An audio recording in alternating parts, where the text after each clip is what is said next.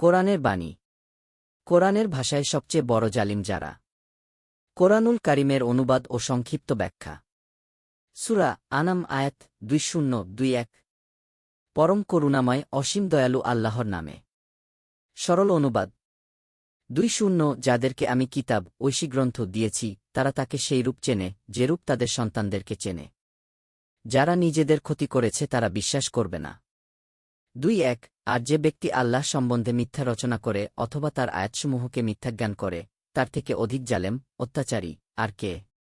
জালেমরা অবশ্যই সফলকাম হবে না। সংক্ষিপ্ত ব্যাখ্যা।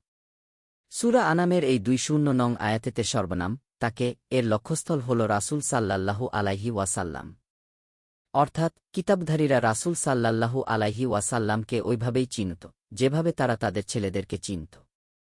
কারণ রাসূল সাল্লাল্লাহু আলাইহি ওয়াসাল্লামের নিদর্শনাবলী ও তার পরিচয় তাদের কিতাবগুলোতে বর্ণনা করা হয়েছিল এবং এই নিদর্শনাবলীর কারণে তারা তার অপেক্ষাতেও ছিল। যাদের উপর কিতাব নাইল করেছি তারা ভালোভাবেই জানে যে ইলাহ মাত্র একজনই এবং মুহাম্মদ সাল্লাল্লাহু আলাইহি ওয়াসাল্লাম সত্য নবী ও রাসূল। তাফসিরে তাবারি। অনুরূপভাবে তারা এটাও ভালো করে জানে যে মুহাম্মদ সাল্লাল্লাহু আলাইহি ওয়াসাল্লাম রিসালত, নবুয়াত ও ওহীসহ যা নিয়ে এসেছেন তা সবই সত্য। তাফসিরে ইবনে কাসির।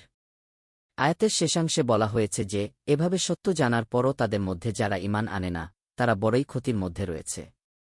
এরপর 21 আয়াতে বলা হচ্ছে যে আল্লাহর উপর মিথ্যা আরোপকারী অর্থাৎ নবী হওয়ার মিথ্যা দাবিদার সবচেয়ে বড় জালিম। অনুরূপ সে ব্যক্তিও বড় জালিম যে আল্লাহর নিদর্শনাবলী এবং তার সত্য রাসূলকে মিথ্যা মনে করে। নবী হওয়ার মিথ্যা দাবিদারদের উপর এত কঠোর হুমকি আসা সত্ত্বেও এটা বাস্তব যে প্রত্যেক যুগে একাধিক ব্যক্তি নবী হওয়ার মিথ্যা দাবি উত্থাপন করেছে এবং এইভাবে নবী করিম সাল্লাল্লাহু আলাইহি ওয়াসাল্লাম এর ভবিষ্যদ্বাণীও বাস্তবে প্রমাণিত হয়েছে। তিনি বলেছিলেন 30 জন মিথ্যুক দাজ্জালের আবির্ভাব ঘটবে এবং তারা প্রত্যেকে দাবি করবে যে সে নবী যার বাস্তবতা যুগে যুগে প্রমাণিত হয়েছে।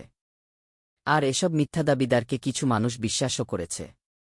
কাজেই এই মিথ্যা দাবিদার ও মিথ্যা দাবিকে বিশ্বাসকারী কেউই সফল হবে না। আর এরাই সবচেয়ে বড় জালিম। দিন প্রচারের উদ্দেশ্যে ভিডিওটি শেয়ার করুন।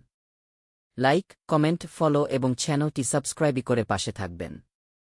মহান আল্লাহ আপনাকে উত্তম যা দান করুক। আমিন।